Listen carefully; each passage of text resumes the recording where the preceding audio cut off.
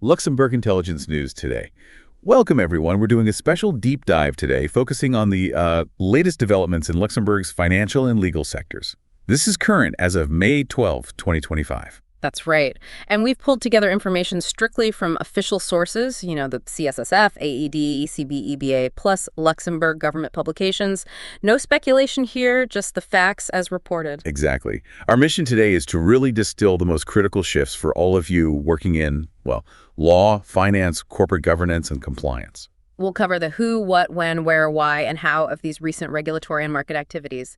The aim is clarity, giving you actionable insights. Okay, let's jump in. First topic. Intensified regulatory and market pressures. It really feels like the landscape, especially for financial and legal service providers here, has gotten, well, a lot more complex lately. It certainly has. What we're seeing immediately is just an increased volume and, honestly, intricacy of new regulations. Where's most of this coming from? Still the EU. Primarily, yes. You've got major EU initiatives like DORA, that's the Digital Operational Resilience Act, and MiCA for crypto assets. Then there's the Listing Act updates, and AIFMD2 is on the horizon too for alternative investment funds. Okay. But it's not just the EU. National bodies like the CSSF and the AED, they're also quite active in issuing new rules and guidance. So why the big push? What's the goal behind this surge? Well, fundamentally, it seems to be about strengthening the financial sector's digital backbone, its resilience. Also, putting a clear framework around crypto assets, updating listing rules, and trying to further harmonize how alternative investment funds are managed across Europe. Right. But what does this actually mean for firms on the ground? What's the impact? The immediate impact. It's a significant need for investment. We're talking more compliance personnel, definitely needing specific expertise, and investing in technology just to keep up and implement these rules. Sounds expensive. It can be. And what makes it trickier is how interconnected everything is. It's not just siloed regulations anymore. How so? Give us an example. Okay, take DORA. Its rules on ICT risk management, they directly intersect with MiCA's framework for crypto, and both of those touch on AML-CFT supervision, which is overseen by the AED. So you can't really look at them in isolation. It demands a much more holistic approach. Integrated GRC, governance, risk, and compliance platforms are becoming pretty essential. That makes total sense. It's like a web, not just single threads. Now, shifting slightly, we're also seeing pressure specifically in the fund industry, aren't we? Indeed. The fund industry is facing, well, a double whammy, really. On one side, you have fee compression that's largely thanks to the huge rise in passive investing strategies. Right, tracker funds and the like. Exactly. And on the other side, you have these rising compliance costs we just talked about, so margins are getting squeezed. Which forces them to look for efficiencies. Greater operational efficiency is key. That might mean outsourcing some functions, although keep in mind, DORA puts stricter rules on that now.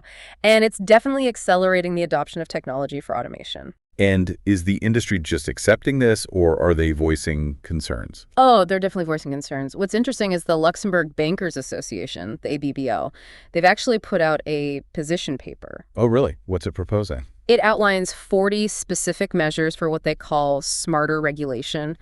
The goal is to try and reduce some of the complexity without, compromising financial stability. So trying to find that balance. Precisely. It reflects this wider concern, also highlighted in that recent Draghi report, about the sheer density of EU regulation and making sure Luxembourg stays competitive. A crucial point for the Grand Duchy. And all this activity, this complexity, it must be creating demand for certain skills. Absolutely. Demand is high and it's sustained for specialists. We're talking cybersecurity experts, people who understand DLT and blockchain, ESG professionals, and of course, regulatory experts who can navigate all this. Is there enough talent to go around? That's the challenge. There's a definite shortage in these key areas. Attracting, developing, and frankly, retaining that talent is probably one of the biggest hurdles for Luxembourg's future success right now. Okay, let's dive into some of these specific tech trends and regulations more deeply. DORA is a huge one. You mentioned it's been applicable since January 17th, 2025. What are its core demands? At its heart, DORA mandates a comprehensive framework for managing ICT risk. That means robust processes for reporting incidents, regular resilience testing, basically stress testing your systems, and, crucially, managing the risks that come from relying on third-party ICT providers. And the CSSF here in Luxembourg, they've been pretty active. Yes, very much so. They actually extended the deadline for firms to submit their mandatory register of information that's done via the CSSF's eDesk platform. They pushed that deadline to May 31st, 2025. Okay, a bit more breathing room. A little. They also issued Circular 25882, which specifically deals with ICT third-party services for entities covered by DORA. And they've tweaked older circulars 2750 for non-DORA entities and 22806 on outsourcing just to make sure everything aligns with DORA. What's the upshot for firms? What do they have to do now? It really forces a deep review of their whole operational ecosystem, understanding who they rely on, supplier dependencies, even looking at their suppliers, the so-called nth party risk if it's critical. It might lead to some firms streamlining their vendors, maybe consolidating, and definitely negotiating tougher contracts. Right, more scrutiny on those external relationships. Now, what about the crypto world? MiCA markets and crypto assets, what's the latest there? Well, in late April 2025, the CSSF published a whole batch of circulars 25885 through 890. These basically translate guidelines from the European Banking Authority, the EBA, and ESMA, the Securities Authority, into Luxembourg law. And what do those cover? All sorts of things needed to operate. Criteria for qualifying crypto assets, security rules for crypto asset service providers, CSPs, client rights when transferring assets, rules around reverse solicitation, that's when the client approaches the firm first, and even standardized templates for reporting. So making things clearer for businesses. Definitely. And just recently, in May 2025, the EBA put out draft technical standards, RTS, about setting up central contact points.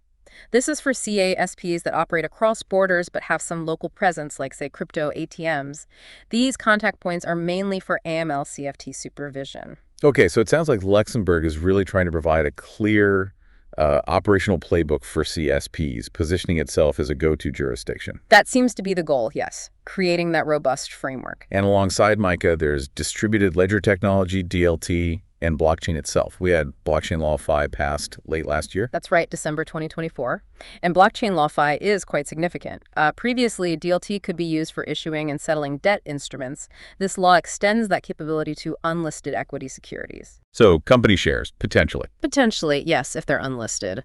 It also introduces a new role, the control agent, for custody arrangements involving DLT. This really opens the door for tokenizing a much wider range of assets, fund units, for example. Interesting. So MiCA and Blockchain Law 5e work together? There's a clear synergy. Both aim to build that solid legal foundation for digital and tokenized assets. But, challenges remain. Such as? Things like interoperability, getting different DLT platforms to talk to each other, and, of course, AML-CFT concerns are always present with digital assets, plus ensuring adequate investor protection. It's still evolving. Understood.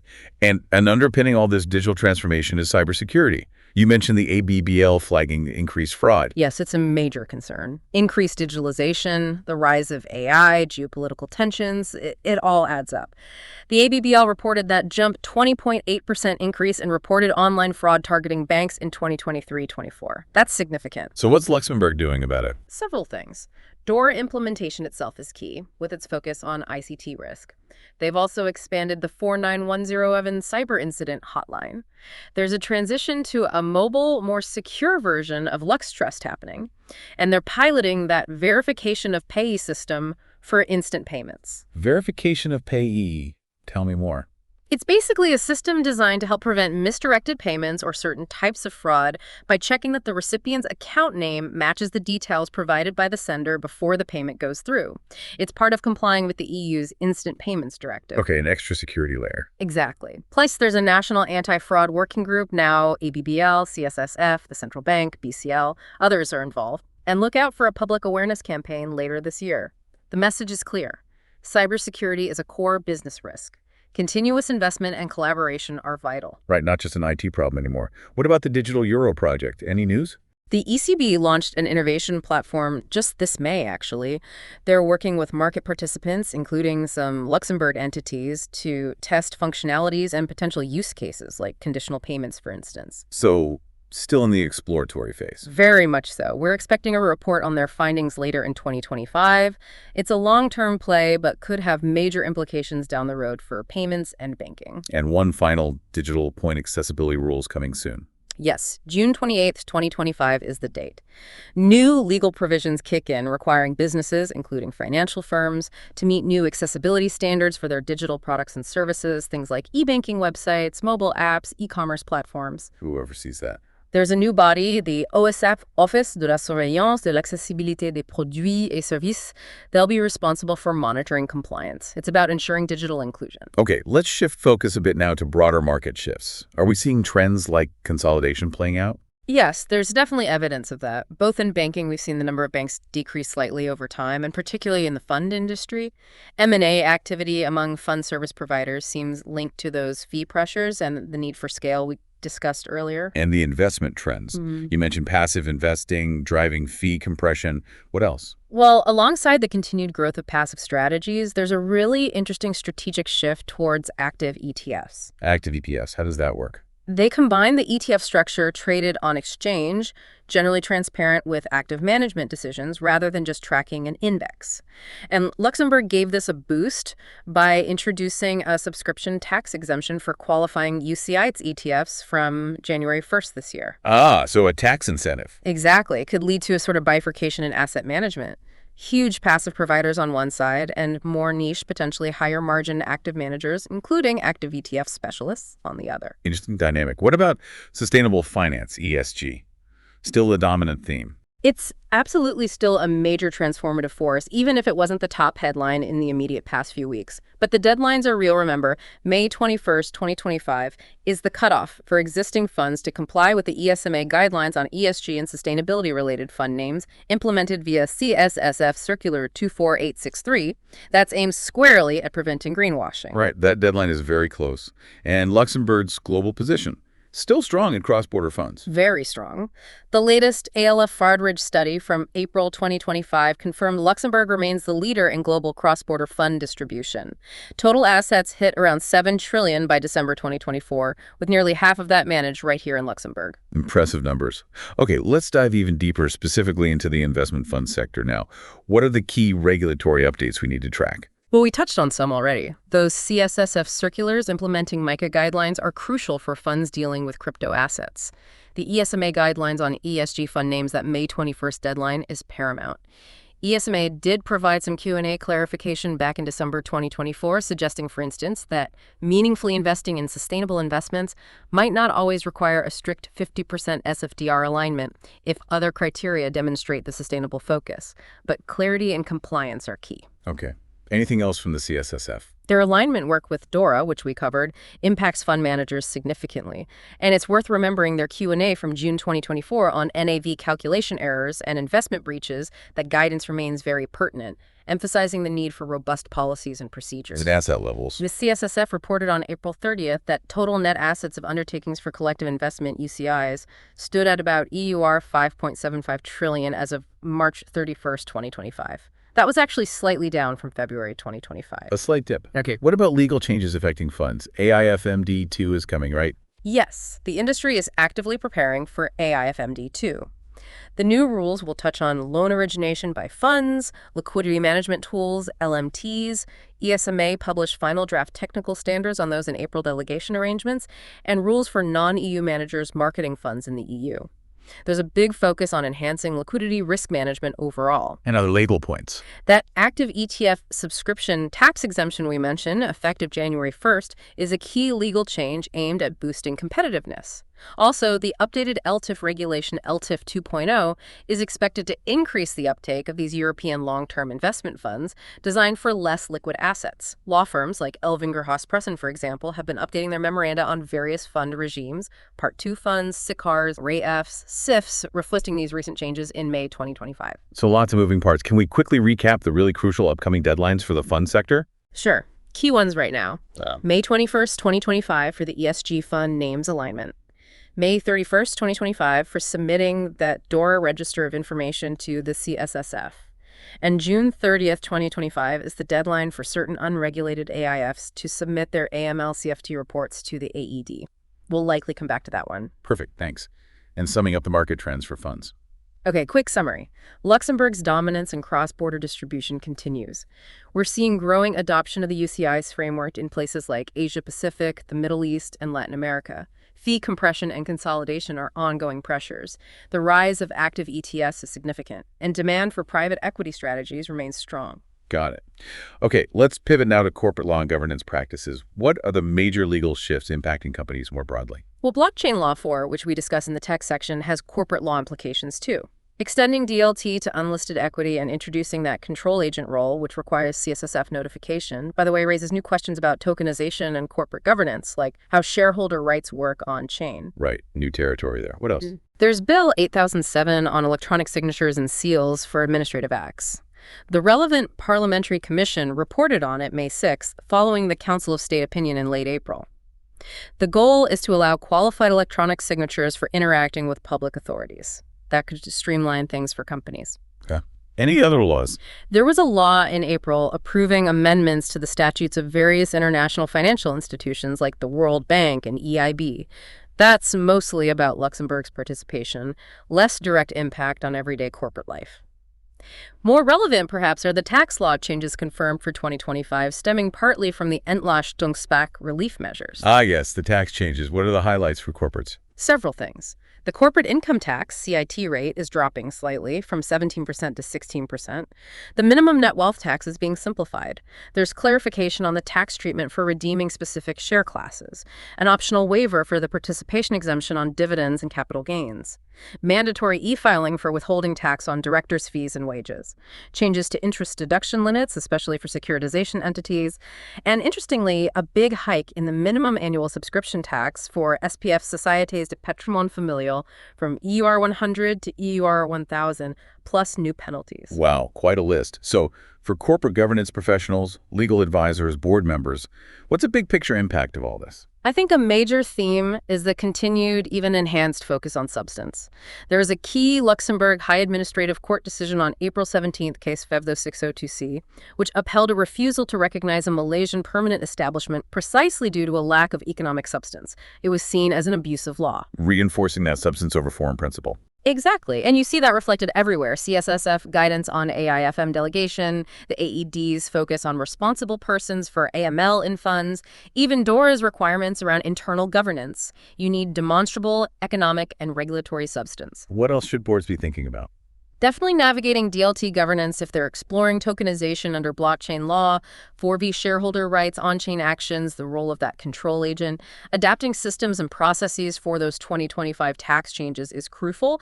And overall, there's just heightened responsibility for boards to understand and effectively oversee the implementation of all this complex regulation. Absolutely. Okay, let's drill down into one specific area of compliance, AML-CFT. Always a hot topic. What are the key updates here? The big news announced back in February 2025, but highly relevant now with deadlines approaching, is the AED expanding its AML-CFT reporting requirements for unregulated alternative investment funds, or AIFs. How so? What's changed? Previously, only RAIFs, reserved alternative investment funds, had to submit certain reports. Now, all unregulated AIFs, supervised by the AED for AML-CFT purposes, must submit an annual AIF-AML questionnaire and an RC report. That's the report from the responsible to control, the person responsible for AML compliance. This applies for the financial year ending 2024. So much wider scope for AED supervision. Definitely. The AED has outlined quite detailed content requirements for both reports. It signals increased supervisory intensity, and you can expect potential enforcement action for noncompliance. It also suggests a broader trend of increased oversight for all entities supervised by the AED. Any other AML updates? We mentioned the EBA's draft RTS on central contact points for cross-border crypto asset service providers, specifically for AML-CFT supervision. That could impact Luxembourg-based CISPs operating elsewhere in the EU. And of course, Luxembourg's existing comprehensive AML-CFT framework remains a key focus, responding to FATF expectations. There was an older draft bill mentioned about parallel AML investigations, aiming to align further with FATF, but the expanded AED reporting is the main new requirement right now.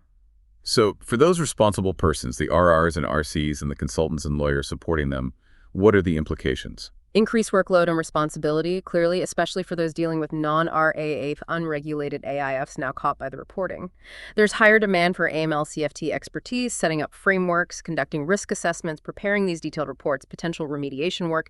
AIFs themselves need absolutely robust, well-documented AML-CFT policies and risk assessments. And again, corporate governance plays a crucial role in setting the risk appetite and overseeing compliance effectively. Understood. And the key deadline for this new reporting? For the other unregulated AIFs, the non-RAFs, the deadline to submit both the AIF AML questionnaire and the RC report for the year ending 2024 is June 30, 2025. The deadline for RAFs was actually May 31st. Okay, June 30th for the newly included funds. Yeah. Good to flag. Let's move to the banking sector now. What are the main legislative and regulatory changes impacting banks? Well, banks are heavily impacted by DORA and MiCA, which we've covered extensively. Those require significant operational adjustments and potentially open up new business lines or risks. Also, that accessibility requirement for e-banking services kicks in from June 28th.